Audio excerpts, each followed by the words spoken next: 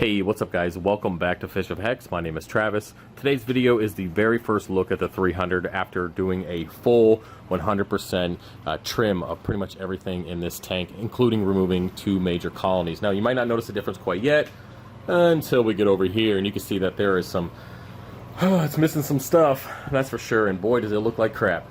We're going to talk about all that here in a second, but first I want to talk about why I did this in the first place. So if you guys are new to the channel, this tank is just a little over 2 years old, and the issue that I've been running into is that my fish, especially this girl right here, are just breaking corals. Every single day I come in here and I remove chunks and chunks of colonies, just meaning that there's just running out of room in this tank. So kind of give you guys a side view.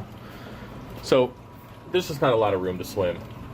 Now, I built the rock structures in a way that the fish can swim around them and through them and all that good stuff, but there is a point where the coral just takes up too much room and the fish start either breaking the corals, or in my case, they do that and start killing each other. This is the last chromis in this tank when it comes to this type. There were 10, Reggie ate a few of them, and then this guy has just been picking them off one by one. It's just, that never ends, right? So the tangs have been really aggressive towards each other. There's a bunch of chunks of fins missing and scrapes, and you can see where they're just kicking each other's asses. So that was one reason why I had to get in here, and the second was I had, of course, a colony over here that was getting shaded out. The big one, the big script stag, STNing out, had to remove that. Corals growing into each other, of course, is just a daily thing here. And then the big FishOfHex millie that used to be here was STNing out completely. I'm going to try to save it. It's over here, along with that giant bird's nest.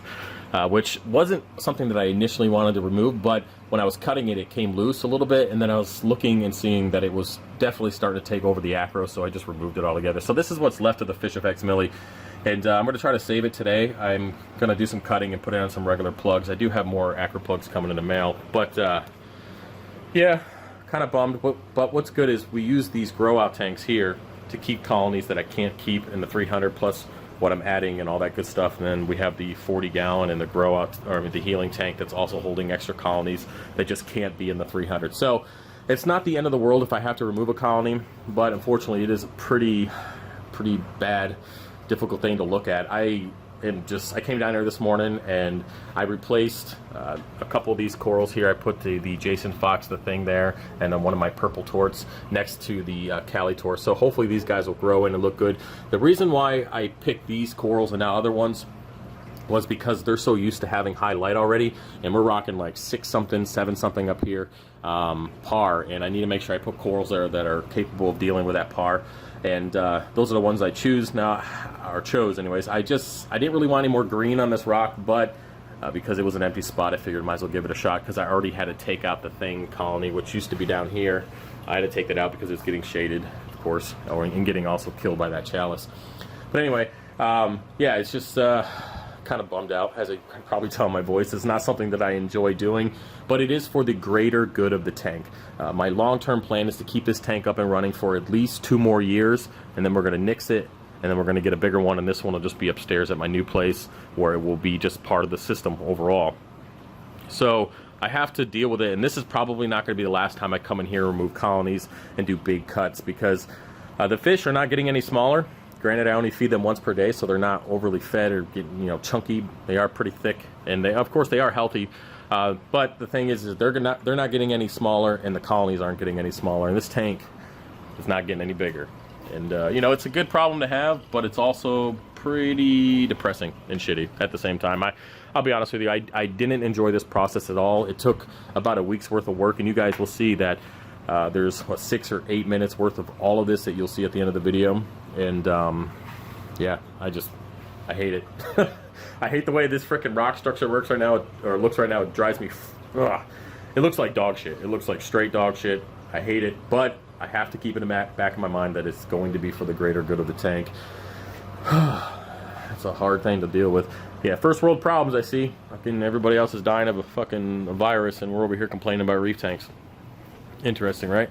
But yeah, everything is pretty good. I still have a whole bunch of bird's nests down here that this is where I kept a lot of the frags during the fragging process. And down here, there's some extra stuff. This tank is just stupid full right now. Everything in this tank, except for probably a handful of corals, are all healing.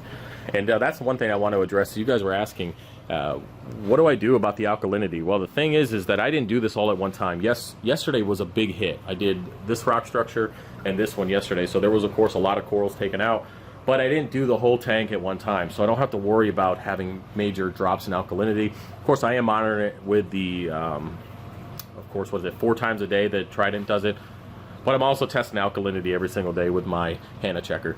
That's just something that I do. I'm probably going to just keep it to once a week, maybe, now that I have the Trident, but I really love my Hannah checker, so I'm kind of having a hard time not using it, but then again, it's only been a few days that I've had the Trident, so we'll see how it turns out. And yeah, so that's about it for this part of the video. Stay tuned and you guys will see the entire process. But yeah, so have a good weekend. I will see you guys Sunday for the live stream at 7 p.m. Eastern Standard Time. All right, peace.